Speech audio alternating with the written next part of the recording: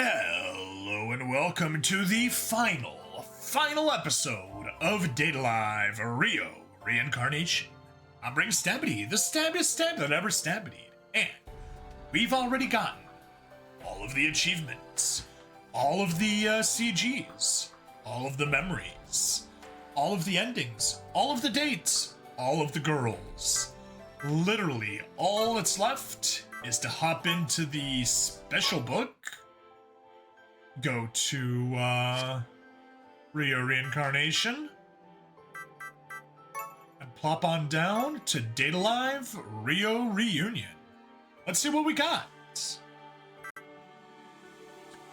There's a saying that goes, in spring, one sleeps a sleep that knows no dawn, evoking the struggle of removing oneself from bed in the morning, a reluctance that becomes almost impossible during winter. Shido, on one such wintry morning, let out a groan as he sluggishly wrapped himself in his covers and turned to lie on his side. Oh, what time is it now? With a memory as hazy as the fog outside of his window, he reached for his phone, fighting through his blurry vision. He lazily slid his fingers beneath his pillow, like a plant unfurling its tendrils in search of his phone. He heard two dull thuds coming from outside his bedroom. Outside his bedroom door, someone was climbing up the stairs. Crap. Shido rubbed his eyes and cleared his throat. The footsteps, he presumed, belonged to his little sister, Katori.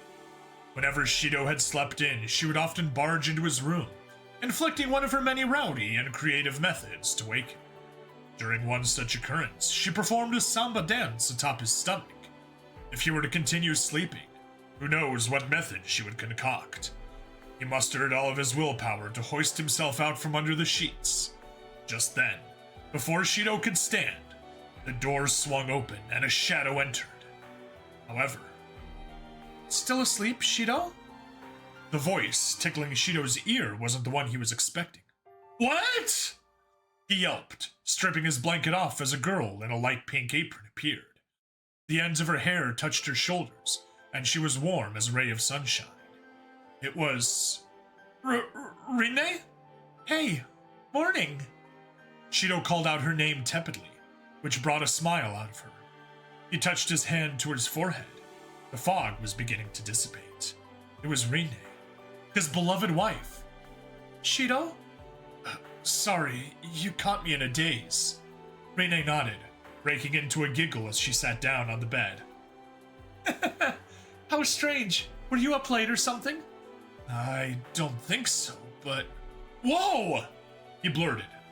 Shido scratched his head with a vigor befitting someone who felt marooned in his own mind, as he found himself without any recollection of the previous night's event. He could hardly be blamed. Rinne, who sat attentively beside Shido, had peered in closer. Rinne? What is it? Rinne tilted her head in confusion. What do you mean, what is it? You got close all of a sudden! He blurted out awkwardly. Rinne blushed and averted her line of sight. Huh? Your reaction is making me self-conscious.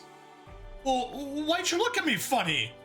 He asked, causing Rinne's brow to furrow. Are you still in your daze, Shido? You were the one who proposed that we kiss and greet each other every morning after we were married. What? Nani? Rinne couldn't help but raise an eyebrow at Shido's peculiar behavior. She might as well have been speaking another language. However, after giving it some thought, the memory felt... vaguely familiar? I guess... I did? Yes, you did. Goodness! Puffing out her cheeks indignantly, Rinne put her hands on her hips. Shido, like the guilt in his heart, sank further into his bed. Then shall we? No, thank you. I couldn't care less about someone who doesn't remember his promises. Rinne huffed and spun around, goose-stepping towards the bedroom door. In a panic, Shido rushed to follow her. I'm sorry, Rinne, Shido gulped. Before he could finish, Rinne stopped him. He nearly bumped into her as she span around to face him and planted a kiss on his lips. Good morning. You awake now? Rinne playfully stuck out her tongue. Shido's heart raced, and he drew in a deep breath to calm himself. Then he raised both of his arms in surrender. Yeah, wide awake. Good morning, Rinne. Shido made a funny face, then made Rinne cover her mouth with one hand as she giggled. Putting her hands into her apron, she turned to walk towards the door. Breakfast is ready. The princess is awake, so hurry up, okay? Yeah, be right there. There was something peculiar to Shido about Rinne's closing remark. Princess? Who's she talking about? He muttered, gazing around at his bedroom. Shido then realized his space was shared with Rinne. A larger bed, unfamiliar trinkets on the bedside table, and decor with a feminine touch. Huh? He could sense that something was off, but the house was unmistakably his. Shido stumbled out of bed and dragged his feet towards the bathroom to wash his face. Feeling refreshed, Shido headed towards the dining room, expecting to see Rinne when... Oh, Papa! Morning! He pushed the door open and was startled by a young girl's bright, boisterous voice.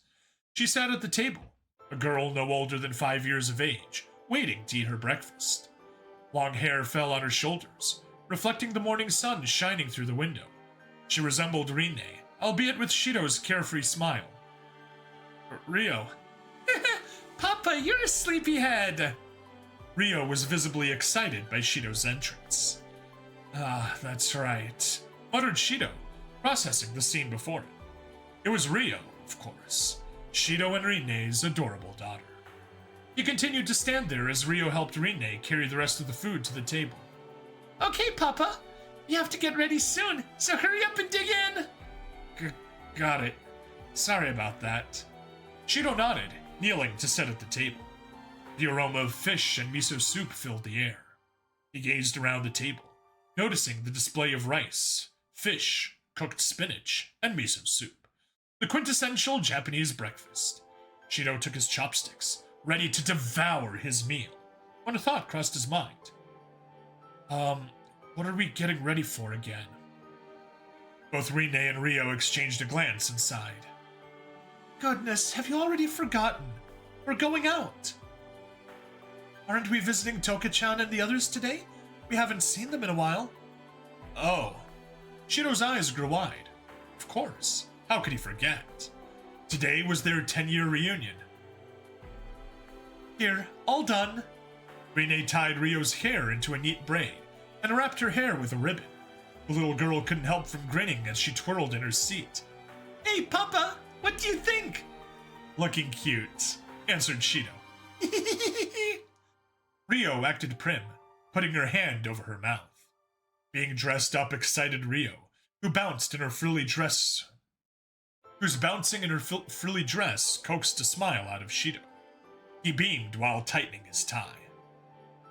Huh, Papa? How about me? Rinne jokingly asked, wearing a matching formal dress with Rio.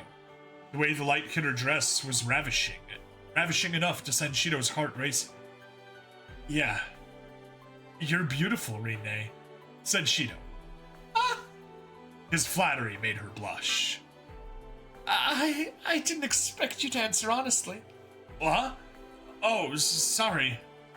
Rinne's reaction made Shido blush in turn, and Rio chuckled to herself while watching the two. Papa, Mama, you look like octopuses! Rio! Shido felt speechless. It was a precocious observation. Just then, a car horn was heard from outside of the house. Our ride is here. Let's go. Right. The pair of parents quickly changed the subject, nodding to one another as they finished getting ready and sped out the front door. They spotted a red sports car parked out front, at which Shido raised an eyebrow. As they approached the vehicle, the driver lowered her window. What are you guys doing? You're late! It was Kotori Itsuka, Shido's little sister, wearing sunglasses and her hair pulled back into a knot. I'm loving that image. Just have her still have her lollipop.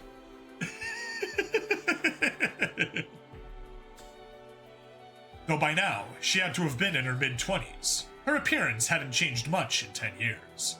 She had retained her girlish charm, smirk and all. Jeez, I bet you two were flirting all morning, weren't you? The stick attached to the lollipop. Yes! The lollipop is there! The stick attached to the lollipop in Katori's mouth bobbed up and down while she teased them. Shido twitched, taken aback by her remark. What? Whoa, we weren't. Hey, Rio, were your parents flirting? Yep. They stared at one another and made faces like octopuses. Rio! Rinne dove to cover her daughter's mouth, but it was too late. Katori lowered her sunglasses and flashed a wide grin. Gosh, still lovey-dovey, huh? Well, hey, it's not a bad thing, is it? Anyway, get in already, Rio. Make sure to hop into the child's seat, okay? Okay, Katori-chan, responded Rio in emphatic fashion.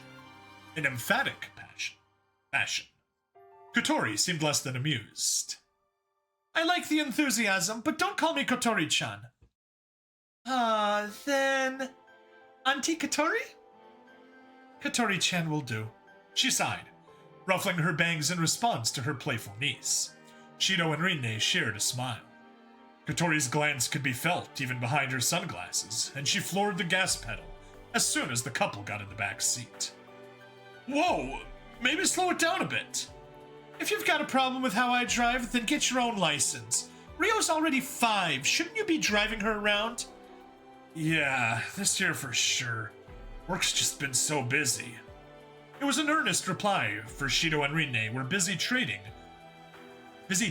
to the duties of the new restaurant they had opened. It was truly a family-owned business. The chef, the waitress, and their daughter, the mascot. Theirs was a small but quaint business with a steady cast of regulars. What about you, Katori? Asked Shido of his sister, who kept her eyes firmly fixed on the road.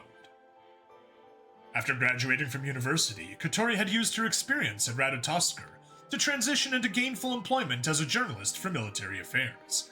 Between writing gigs and the occasional guest spot as a commentator on television, she was as busy, if not more so, than Shido. Well, sure, I don't have much free time, but I have control over my own schedule at least. It suits me better than an office, that's for sure. Yeah, makes sense. Shido couldn't help but laugh. It was true. Katori was more suited to freelance work than a desk job, given her ferocious work ethic. But 10 years, huh? I can't believe it, spoke Rinne from the back seat. Shido nodded in agreement. A decade had passed since Shido had sealed the final spirit. No longer had the threat of annihilation at the hands of the spirits occupied the world's attention. They had their own lives to live, of course. Instead, Shido was focused on who the spirits had become, and what they were up to now. 10 years. 10 years. Come to think of it, what's become of everyone who worked aboard the Fraxness? Oh, them? I think Kamagoe is working as a marriage consultant. Wasn't he divorced 5 times? 8 times now. He got divorced again? Mikimoto opened a cute little pub in the Philippines. They let him run a business? Nakatsugawa, I hear, is using his hardiness to design model figurines. What? Compared to the other 2, I could totally see him doing that. You know, his expertise allowed her to become a detective. Expertise as in her habit of trailing people, right? Shizaki's also made a career out of her penchant for curses.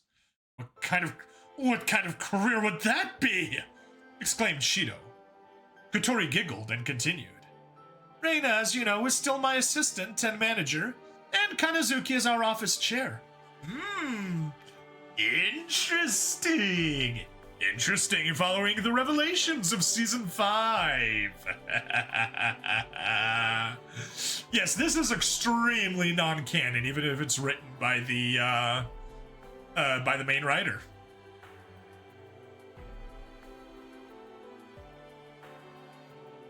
Chair? Wait a minute, what do you mean? A chair is a chair. I sit on him while I work. FYI, it's 10,000 yen per hour. That's insane! You pay Kanazuki that much? Are you crazy? Kanazuki is paying me. Paying you? As Shido screamed, the car screeched to a halt. We're here. Guess we made it early. Only because you were speeding. Shido's quip fell on deaf ears, and he exited the car with Rinne, Rio, and Katori, while glancing around the plaza of the hotel where the reunion was being held. For an event with just over a dozen attendees, the grand hall was decorated with extravagant splendor. Shido's feet sank ever so slightly into the plush, velvet carpet. Fixed in the center of the ceiling was a sparkling chandelier. It was reflected in the display of silver platters upon the table that held the catered food. Wow, these sure spared no expense. Well, why would we? Besides, I figured we'd need this much food for everyone. Katori removed her sunglasses and placed them into a case in her purse, and Shido shrugged in half-hearted agreement. But it doesn't seem like anyone's here yet. Maybe we could grab a drink? Shido! Hearing someone call his voice. Hearing someone call his voice? Hearing someone call his name. Hearing a voice call his name. Bad translators. Naughty, naughty, naughty. Shido spun his head around. His eyes widened in surprise. Maria, is that you? Long time no see. It was a petite girl, dressed in a chic, muted dress, with her light hair pulled back by a headband. It was the artificial intelligence spirit, Maria Arusu. Yes, it's been a while. How are you, Katori and Rinne? I'm coming along. It's been a while, Maria-chan. No, okay. I'm coming along. It's been a while, Maria-chan. Go on, Rio. Rinne gently nudged Rio forward, and the little girl bowed politely to Maria. I'm Rio Itsuka. Pleased to meet you, Rio. When you were born, I was sent a photo of you. It's amazing how much you've grown since. They truly grow up too fast. Rio responded to Maria's smile and patted the head with a kind grin. And it has been a while. What are you up to nowadays? Maria shifted her eyes from Rio to Shido, who had posed the question. Currently, I work as a planner for at a game company. Sounds fitting. Maria was created inside of My Little Shido 2, a simulator game developed by Ratatosker. For her to have made a living out of making games was a great example of irony. Making games must be busy work, huh? Yes, especially when master submissions are due. I sometimes spend nights in my office. Sounds tough. Working's important, but make sure to watch after yourself too. Shido replied, to which Maria solemnly nodded. It's fine, our company has a ferry.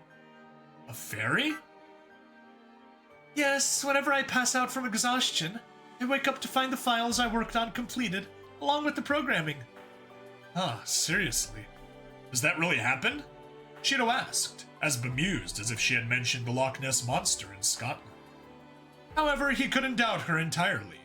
This world was inhabited by spirits. Perhaps there was truth in the existence of fairies as well. Fairies, huh? The fairy always happens to complete my work. I suppose the fairy really loves me. All of a sudden, someone approached Maria from behind and whacked her on the head. Ow! Yelped Maria as she turned around to face her attacker. Oh, Miss Fairy! Who the hell are you calling Miss Fairy? Biting her lips out of irritation, the girl stood behind Maria with her hands planted on her hips. Shido and the others looked in confusion. Marina! Cried Shido, and Marina Arusu waved back. It's been a while. Being thoughtless as usual, are we, Shido Itsuka? Don't believe her lies. Huh? Lies? Wait, murmured Rinne. Marina nodded subtly. Maria and I are currently colleagues. She works herself to sleep night after night. Marina sighed. Katori couldn't hide her smirk. Oh, really now? Oh, really now? You work with Maria? How kind of you, Marina. Marina's cheeks became rosy. It's not like that. It's just that more work for her means more trouble for me. That's all. Nothing more, nothing less. puffed Marina before she turned away. Maria, on the other hand, was glowing. Shido, I understand now. This is love. Oh, well, yeah, I'd say so. What? I already said it wasn't like that! No need to be embarrassed, Marina. It's fine. I love you, Marina. We love each other. What on earth are you saying? Shouted Marina, causing Shido and the others to smile. Just then, Shido! Shido heard his name pierce through the ruckus his group was making, and he darted his eyes towards the hall's entrance. Strutting in through the entrance was a tall woman, smartly clad in a formal dress and reading glasses. Though Shido had been caught off guard, it took him no time to discern the woman's identity. Toka! It's been a while!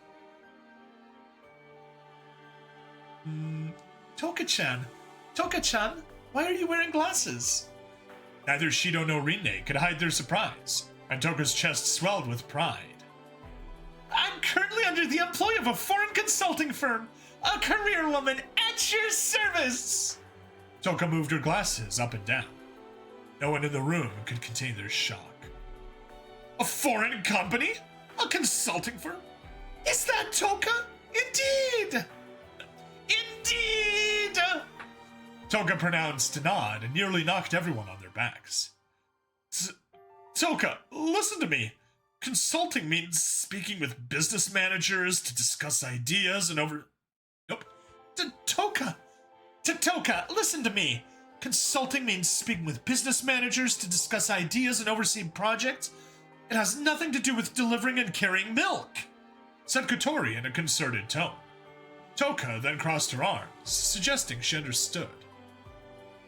Obviously, I provide sensational and innovative ideas. Once we reach a consensus, I execute. Toka sure is using a lot of complicated words.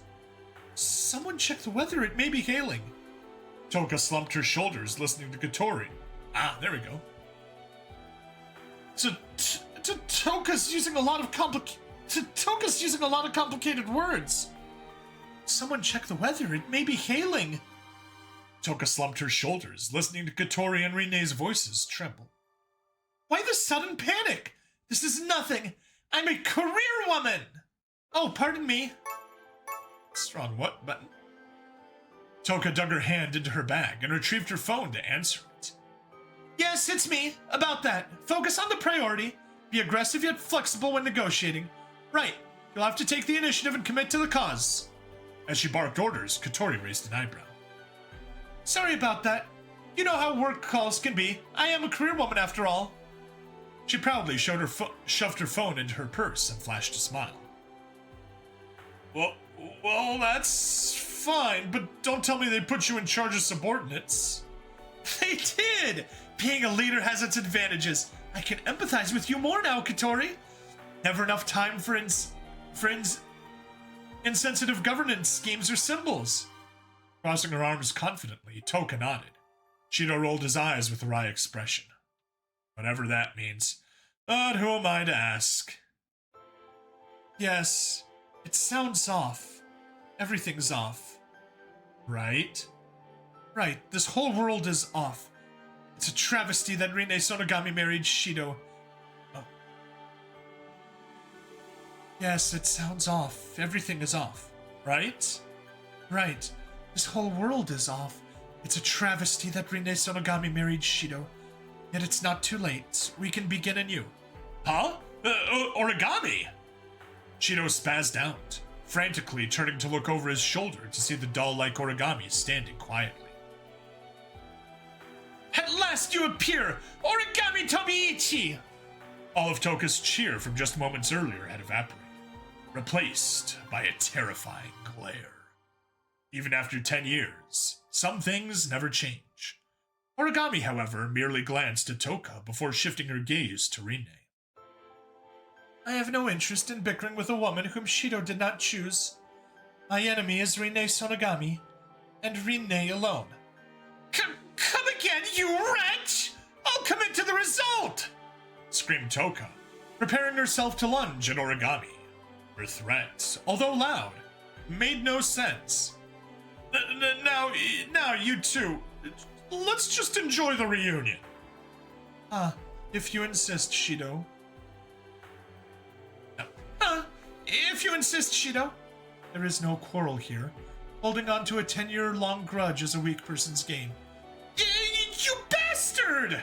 Stop! Enough! Anyway, Origami, how's life? Aren't you busy? Shido hastily switched the subject. Once the issue of spirits had been resolved, Origami resigned from her post at the AST and became a professional tennis player. Although she had launched her career later than usual for athletes, her superb reflexes and physical condition allowed her to win one competition after another. She was now amongst the top-ranked players in the world, giving her notoriety from several newspapers and television appearances. She did play. Is she playing tennis? We're gonna have to come back here. Page 20. Keep that in mind. CG. No. Toka was the one that was playing tennis. Origami was playing volleyball.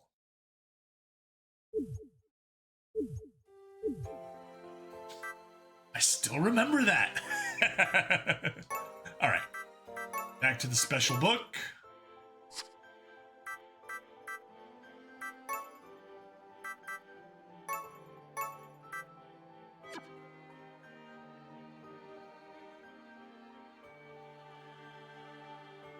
She was now amongst the top-ranked players in the world, giving her notoriety from several newspapers and television appearances. Origami nodded in response to Shido's question. The finals take place today. Then you shouldn't be here! Don't worry. The chance to see you is worth more to me than any Grand Slam I could ever win. If you say so.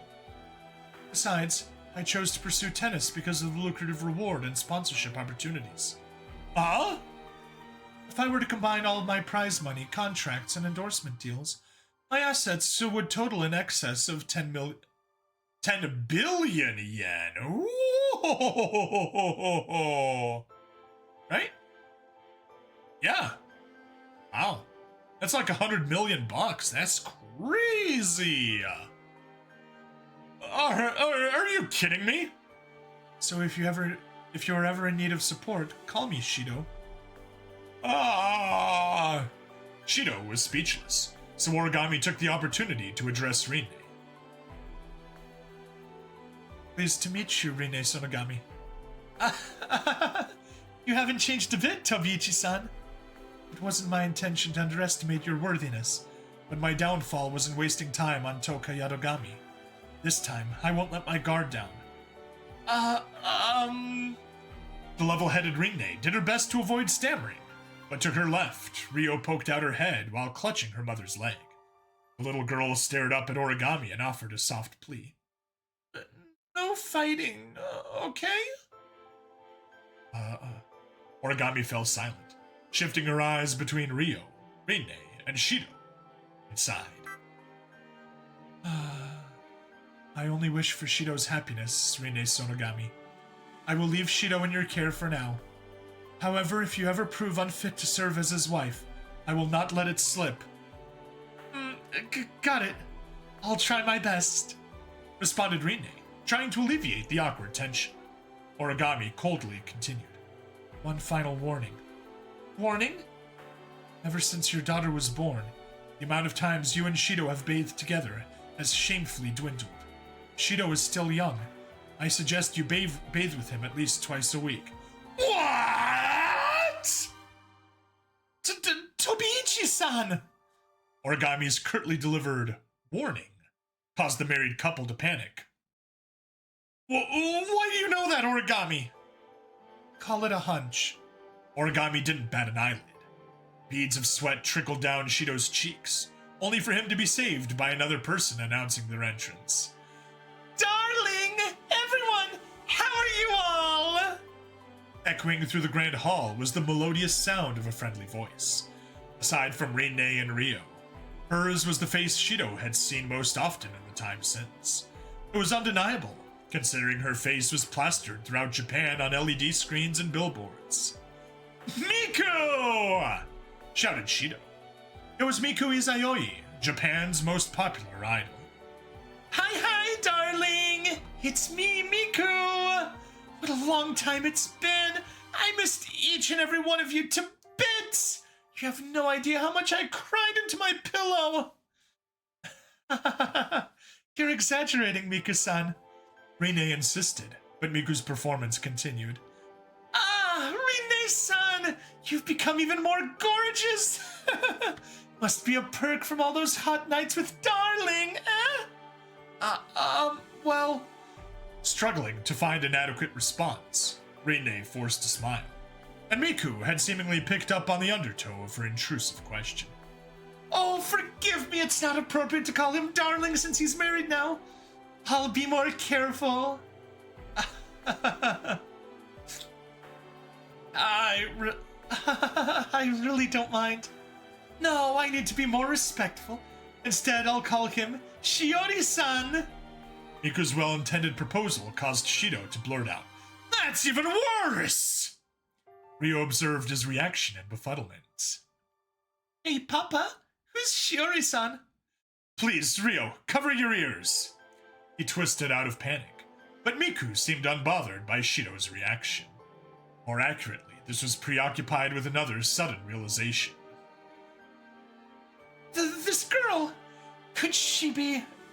Yeah, this is Maya and Rinne's daughter, Rio. Rio, say hi. Ah!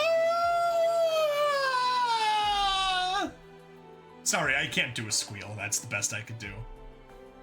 Miku eclipsed Shido's attempt to introduce the little girl with a resounding squeal.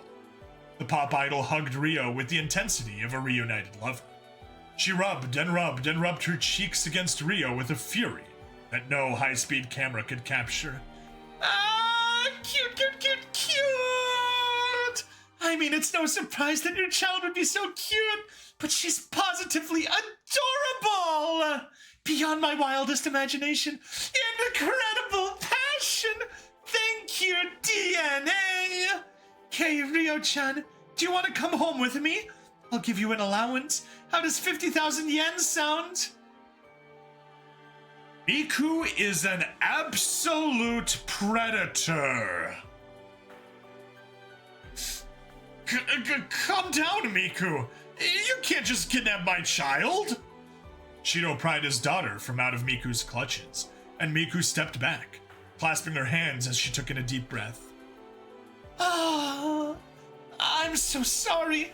Rino-chan is so cute that I lost myself. Luckily for me, this scene wasn't illustrated.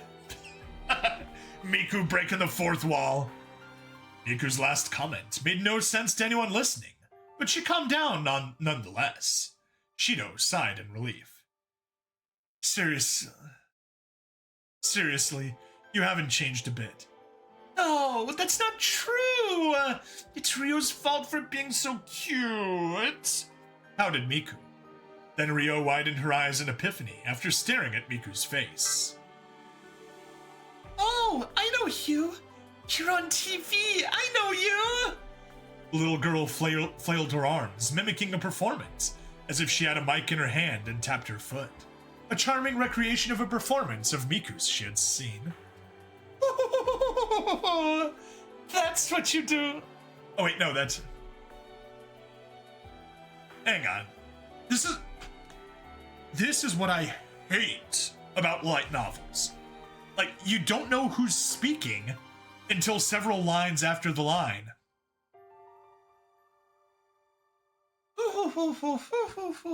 That's what you do. Oh.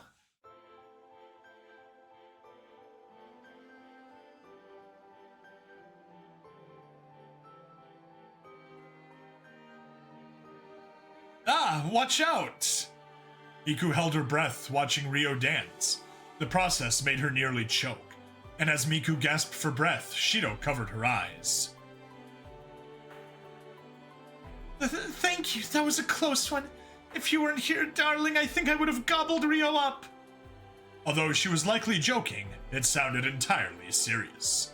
Shido waited for Miku's heart rate to stabilize before removing his hands.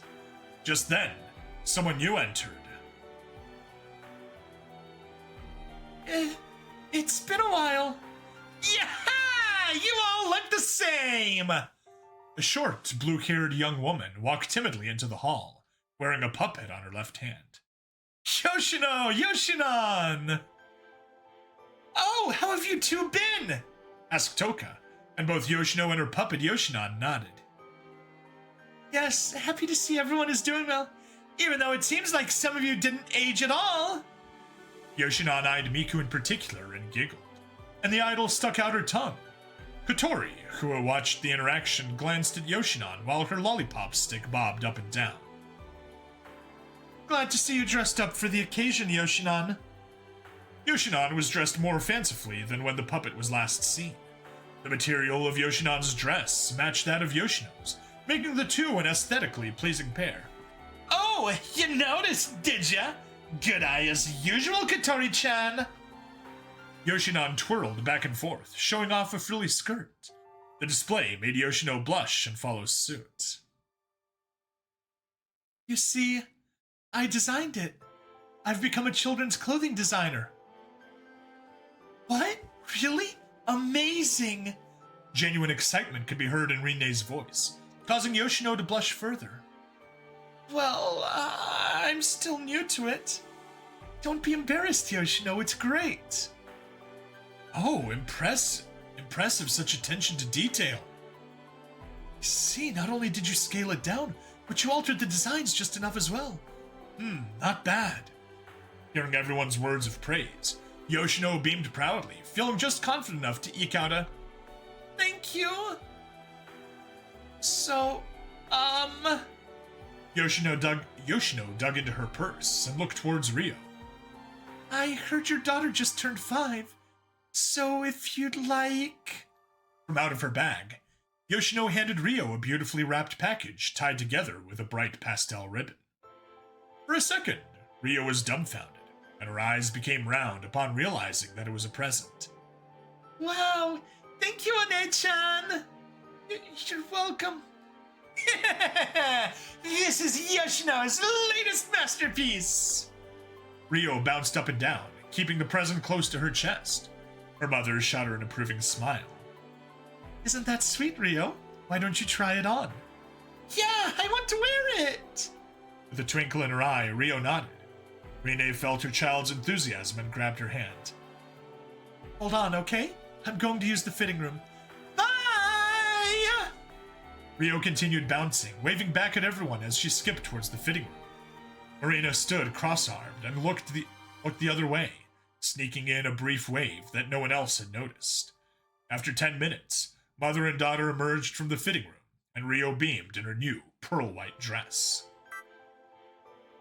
The sleeves and rim of her skirt were decorated with an ornate lace trim. Stitched into the waistline was a muted floral pattern, which dazzled beneath the light of the chandelier. Rio looked like a princess out of a fairy tale. Wearing a smile from ear to ear, Rio cocked her head to the side. Isn't it cute? Miku's reaction was the most pronounced, though was delivered wordlessly. Oh no! Everyone! Hold Miku down! Kafu, kafu, kafu! It was as if Miku had been possessed, and she readied herself to rush at Rio. Frickin' predator! Shido and the others were quick to restrain her. Simmer down! Simmer down! What is with you? So unruly! Everyone dove to restrain Miku. In the end, it was Marina's chop to Miku's head that subdued her. Yes! What's the matter, everyone? You all yanked at my limbs like a horde of Cager fans. Don't worry, I won't run away. Miku tried to play it off, and everyone sighed as they let her go. Goodness. Slumping his shoulders, Shido took a look around the room. The guest count had totaled to 10 people. So who's not here yet? Shido counted the spirits in the room. As if on cue, the hall's doors were swung open once more, and another attendee appeared. Ye lost children doomed to wander for eternity. Give cheers to my arrival! The attendee posed like an action hero before sauntering into the hall. It was a woman with braided hair, dressed in a snug, fitting black suit. Her hands were covered in a pair of fingerless gloves. There's no doubt as to who it was. It was one of the Yamai sisters, Kaguya. Oh, Kaguya! Happy you made it! I don't know how to say this, but you haven't changed at all. Toka's energetic greeting was undercut by Katori. See? It's like, I'm gonna assume it's Shido. And well, if Shido, then I'm assuming the next one's Rinne. Nope! It was Toka and then Katori. Oh, Kaguya, happy you made it! I don't know how to say this, but you haven't changed at all. Salutations, underlings! Everyone in good health? Yeah, how about you, Kaguya? What have you been up to? Asked Shido, as Kaguya looked as though she had been waiting for someone to ask. Lo and behold, take a look at this! She emphatically pulled an item from out of her coat's inside pocket. Is that a paperback book?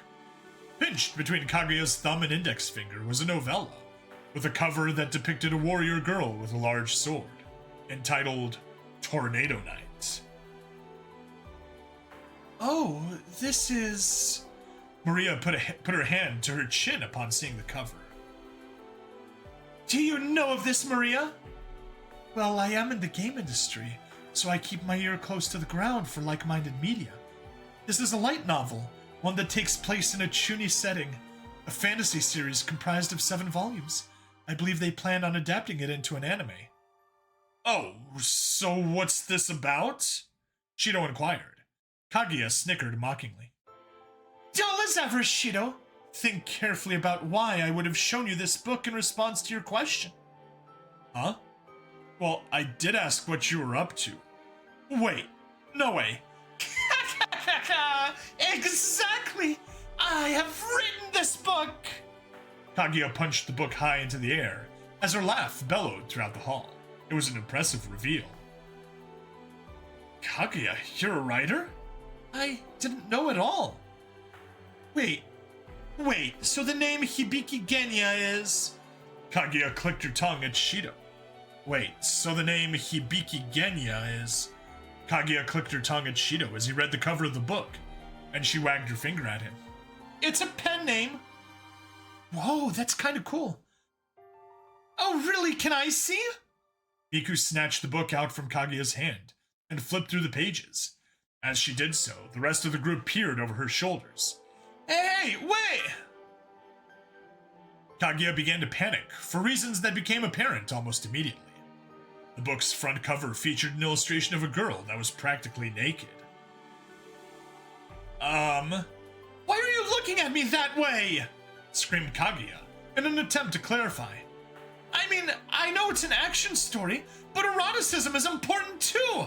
Especially in the first book where you need to grab the audience's attention. Name one person who hates seeing cute girls. Homosexuals of the male variety. For some reason, Miku nodded heavily in agreement.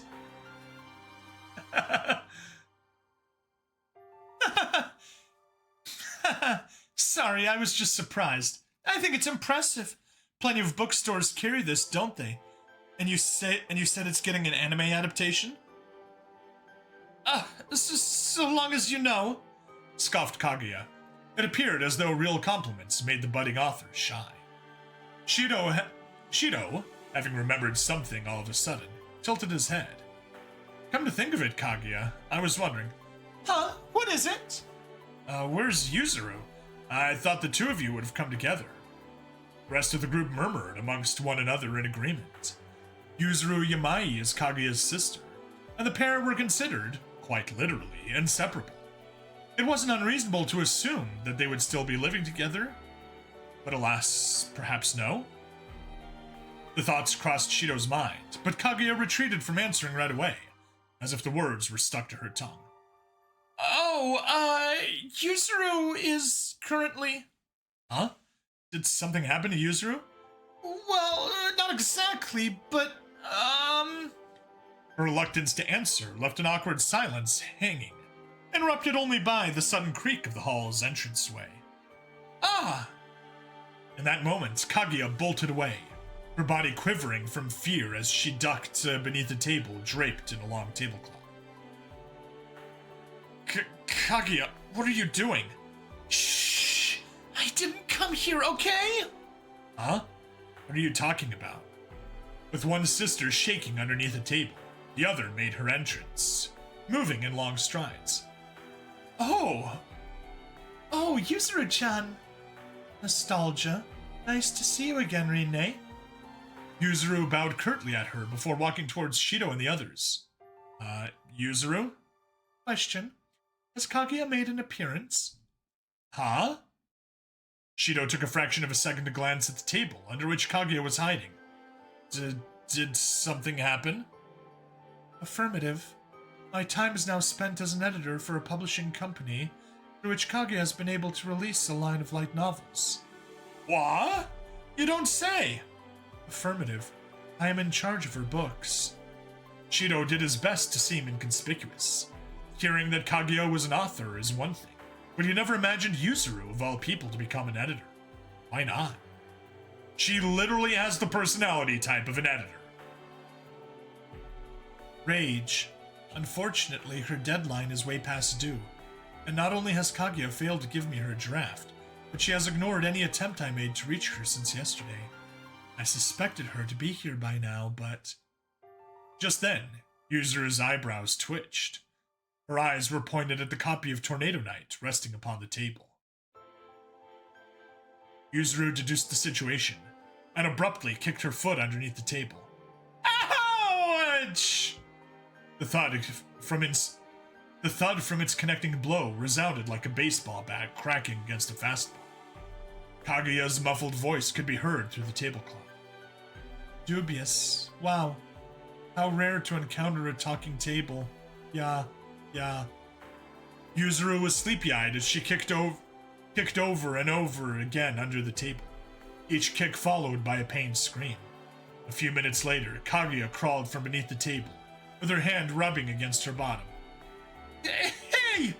What are you doing? You trying to flatten my bum? Located. My Kaguya. Were you under there this whole time?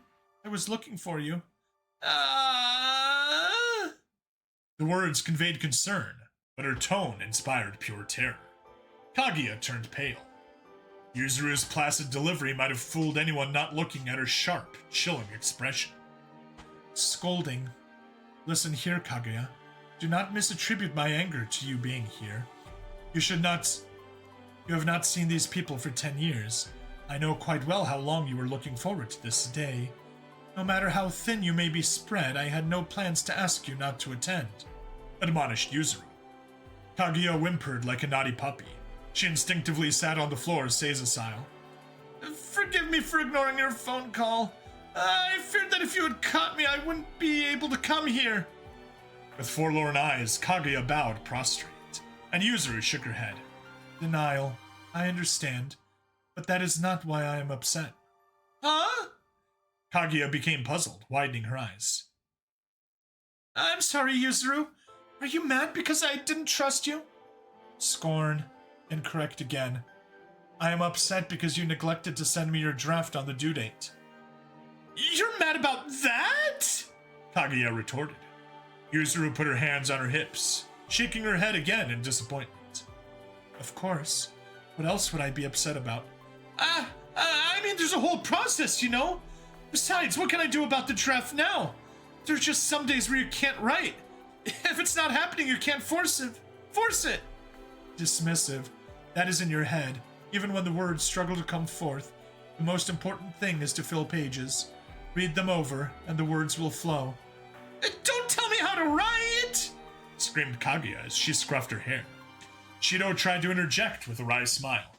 Hey now, I know work is tough and all, but why don't you take it easy on her today, please? he proposed. Yuzuru had no choice but to sigh. Sigh. Very well. Today is an exception. Oh, really? Affirmative. After all, the true deadline is next week. Hey! What? The revelation sent Kaguya into shock. What the heck? And I didn't know about it? I mean, if I had known, then I wouldn't have had to panic. Blair, had I told you the actual deadline, we would be having this conversation next week. Yuzuru spoke with one eye closed, knowing Kaguya had no rebuttal because it was accurate. After the twin sisters ceased arguing, Shido and Rinne smiled at one another. Well, anyway, let's celebrate, everyone. I think everyone's here. Now, for a toast. The words had barely left Shido's mouth when... My, how cruel of you all not to wait for me. Arara. We all know that's what she was saying there. Once more, the entrance to the hall was swung open, this time with immense force. Kurumi!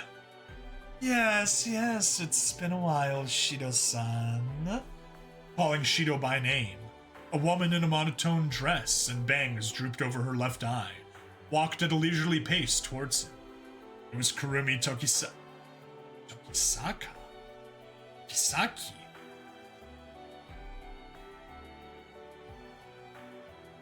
No, that's a mistake here. I'm like, was I wrong? No, that was just wrong here. Also, alternatively, we just Mandela affected ourselves into a parallel universe. Hi everyone from the Kurumi Tokisaka universe. I originally hail from the Kurumi Tokisaki universe. Also, I know we're in the Berenstain, the Berenstain Bears universe, but I originally hail from the Berenstein Bears universe, as many people do.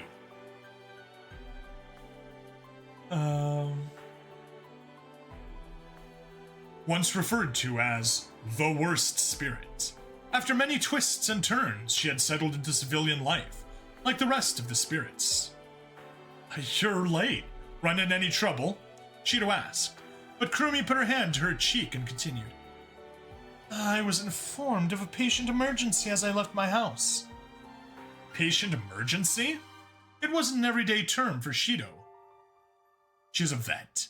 I was about to say she's a doctor. No, she's a vet. It was an everyday term, so you couldn't help but ask. Kurumi, are you a doctor? No, I'm a nurse. An angel in white? Shido's voice cracked, for Kurumi's profession was unthinkable 10 years ago. Never mind, I guess she is a nurse. Back then, the image of Kurumi was not an angel in white, but a devil in black, a polar opposite. His reaction amused Kurumi. My, is that so strange? I mean, nothing wrong with that. On a side note, my favorite word is euthanasia. I take it all back! No, that's wrong! Who in their right mind would trust a fearsome person like Kurumi to change their IV? Shido became pale, making Kurumi's laughter even more uproarious. Only kidding. I can't remain who I was forever. I found fulfillment in helping others. Kurumi. Shido pursed his lips, contemplating the reality that 10 years had passed in the blink of an eye. Even Kurumi, the horrifying, conniving Kurumi, had changed, the notion of which touched Shido's heart. However, therefore, if you ever need your appendix removed, please visit my hospital. I will harvest it carefully myself. Kurumi licked her lips and made a cutting gesture across Shido's abdomen. Harvest what? What are you doing with your hands? Oh my, Shido-san. When your appendix is removed, the target area must be shaved, no? Kurumi flashed a bewitching smile, and Origami chimed in. Wait, I can't trust Shido to you. I'll take care of that. Origami? My, there you are, Origami-san. However, this is a medical procedure. We cannot entrust the job to someone without a license. That's no problem. I can prepare qualifications immediately. What do you mean, prepare? I thought you acquire qualifications! Shido's shrill cries fell on deaf ears, and he sighed. Why am I getting worked up before a toast? Then he took a glass from off the table and raised it, glancing around the room. Okay, that's everyone, right? Grab your drinks. What do you all want? Shido pointed his nose at the rows of bottles arranged on the table. Sparkling wine, beer, and other spirits were sorted by brand, but there were also soft drinks, such as oolong tea and juices for the non-drinkers. As everyone marched towards the table, Kurumi spoke up in realization. Oh, come to think of it, I brought something. Curiosities were piqued when she reached into her bag. She took out an expensive-looking bottle, presenting it to the group by dropping it on the table. What is this? Exactly what it looks like. It's been 10 years, winked Kurumi. Huh? Everyone's eyes grew wide. How nice of you. Truly a fit... how nice of you. Truly a fitting way to celebrate. Marina and Maria both nodded and put their wine glasses close to the bottle. The others followed suit. Yeah, we're adults now. We can drink alcohol. That's true, even though we don't look much different. We're all adults. Right. Then I'll have a drink too. That's the spirit, Kurumi said, smiling in satisfaction as she poured the scarlet liquid into everyone's glasses. Hey, Mama, where's mine? Rio pulled on Rinne's sleeves, prompting Rinne to kneel and meet her at eye level. Why don't we get you some grape juice? Okay! Rinne poured a liquid of similar color into a glass and handed it to a beaming Rio. The same! I'm the same as everyone else! You're right, we're all the same.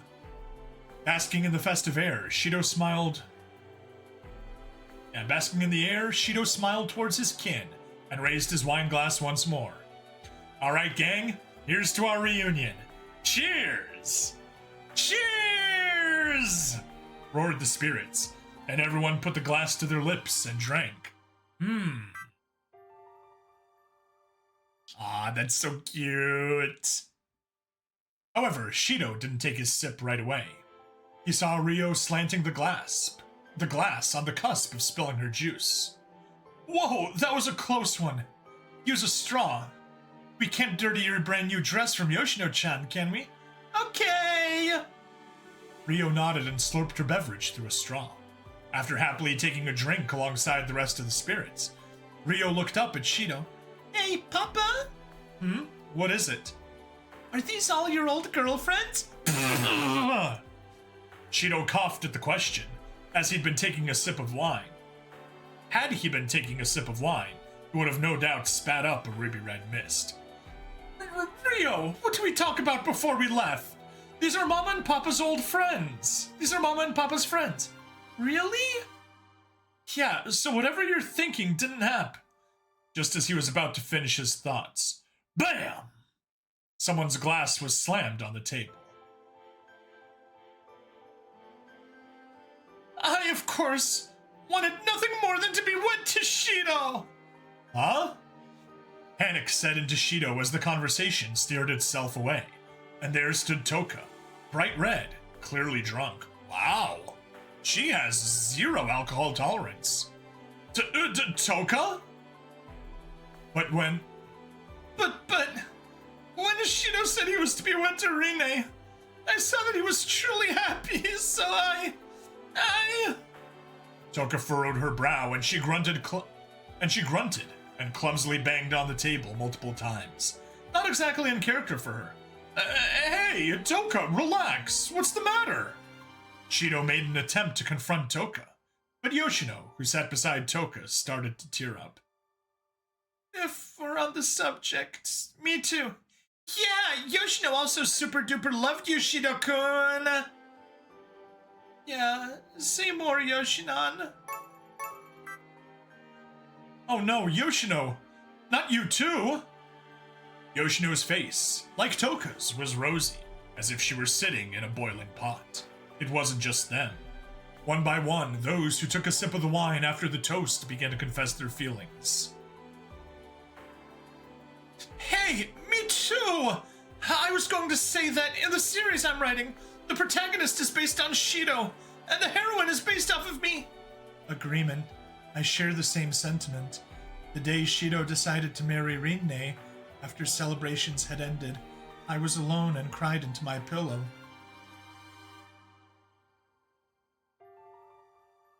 I haven't given up yet. Shido's going to come back to me someday, and I know I'll make him happy. Same here. When I heard Shido was getting married, Marina and I made a pact to be single forever. Hey! What are you telling him that? Yeah, I guess that happened. Isn't it obvious? The moment Darling was married after school ended, I believed I needed to flee to a country that allows same-sex marriage. Ah, what the hell? If we're counting, I've been waiting way longer than any of you. How long do you think? He's my foster brother! Of course Katori said that. The screaming was out of control. Shido looked frantically over towards Kurumi. It became clear that whatever she had brought was the cause. Hey, Kurumi! Care to explain what's going on? Just what did you bring? Kurumi laughed, taking great amusement from the situation. Didn't you hear? It's wine. Well, I had it specially altered to make getting drunk easier. It has a higher alcohol content. And you know, as they say, in vino veritas, in wine, truth. What were you thinking? Shouted Shido, eyeing all the spirits who were drawing closer to him. Shido! Shido! Darling! Hey, wait, ladies!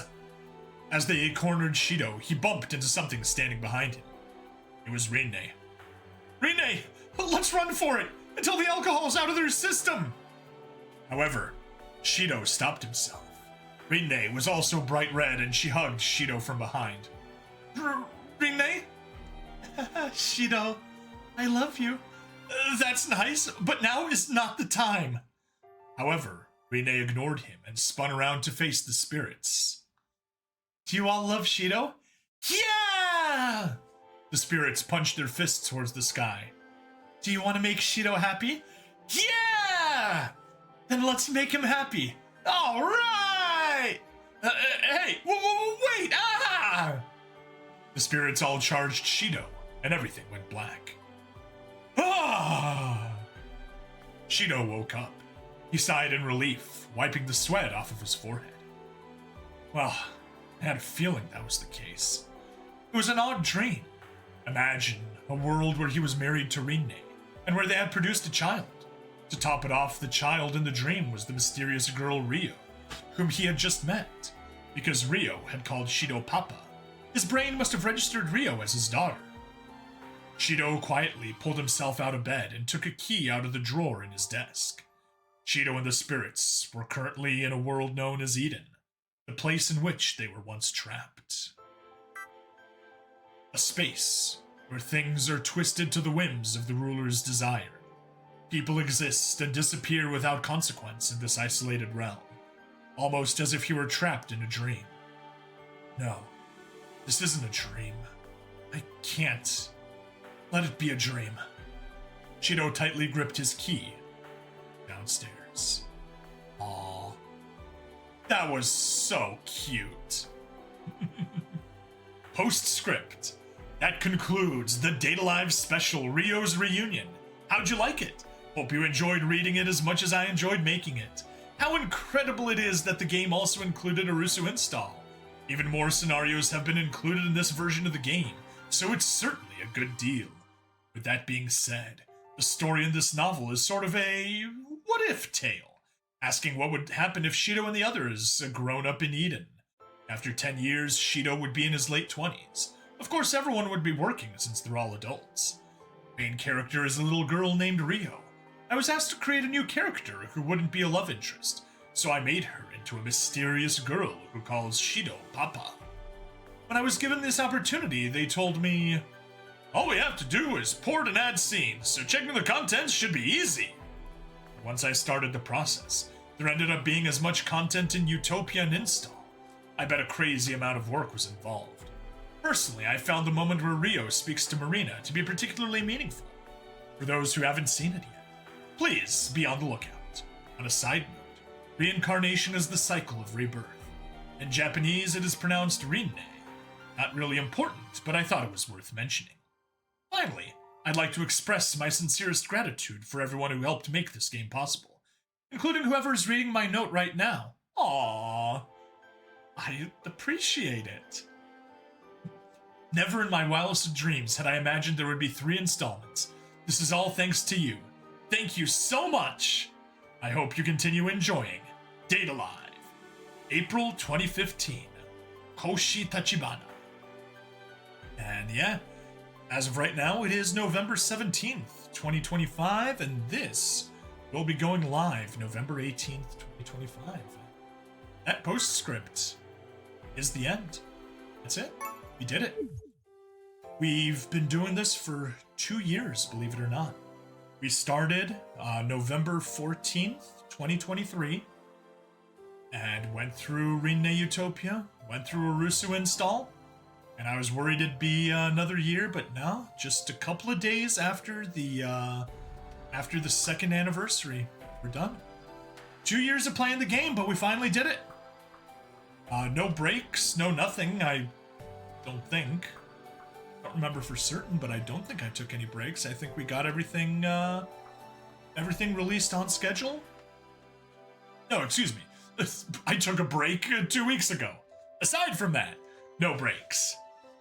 Yeah, it's that. I had a blast. This was a really fun visual novel, but it was long. What's next? The next game of the series, which I'm planning on doing, is Rinne Utopia. I'm not going to be doing it right away, immediately. It will be the next thing that I do, but right now my schedule is completely packed with G Gen Eternal. I really need to make a lot of progress on that. I also need to catch up because simultaneously, there is a lot of stuff that is live that I need to do ASAP, but I also have like a 4-week backlog of stuff that I need to upload. So it's like in this weird gray space of I need to release more because I need to record more because there's more stuff to do. So for the moment, we're going to continue with Super Robot Wars Y every other day. That's going to be just following on alternating days with Zappa. December 2nd, we will be getting around to the DLC. Until then, we'll be working on other stuff. After that, we'll just continue on, finish the game. I will continue having G Gen Eternal as part of the staple roundup, but hopefully once we catch up on more content, we can reduce those releases back to 3 times a week and kind of soften things out. But yeah, as always, my backlog is nothing. As you could have guessed from me saying that I'm recording this the day before it releases, and it's kind of become normal for me. Unfortunately, stuff is taking up way too much of my time. So, you know, I need to get around and have a nice long stream and catch up on a lot of stuff, but that's not happening in the immediate future. Streaming will hopefully pick back up like crazy in December when I get back into the Rumble Creators Program, because I did get kicked out for not having enough hours or chatters in October. But yeah, I did not have time for streaming in October. Oh well. Anyway, that's that. Super Robot Wars Y every other day, G Gen Eternal Monday through Friday. Either Crush if we have anything, or Senran Kagura Peach Ball on Saturdays if we don't have anything. That's that. My narration channel, if you want more Stabby reads. I'm putting out chapters of Memories of Creature 88 every Monday. Creatures of chapter, or 2 chapters usually, of Troublemakers on Wednesdays. and random one-shots on Fridays. So do check that out if that's something that interests you. If not, hang tight. We are going pure Super Robots for a while. And once we're kind of caught up on G Gen and no longer have a crazy backlog and crazy stuff that needs to be done, we'll start Rinne Utopia and continue on the Data Live fun and officially be able to say that we took care of all of the visual novels that we can. Also, at some point, I am in my free time playing. I am playing Spirit Echoes. I completely forgot to do the daily arenas today. Oh well, it happens. And yeah, that's that. Hopefully I can record some stuff there, get some date scenes, stuff like that. Maybe get around to doing that interactive flowchart that I started doing and then caused me to burn out the first time I was streaming Spirit Pledge. We'll see. I got plans. I've got more time than plans. It's a real pain. Alright, well, that's that. That is a 2-year-long chapter of my life closed. Thanks, everyone. I enjoyed the trip, even if not everyone did. And we'll be moving on to robots. That's that. Remember, please like, follow, subscribe. Check me out on Twitch, YouTube, Rumble, Odyssey, and Kick. Free money in the description, as always. And I'll see you guys in the next part. Bye-bye.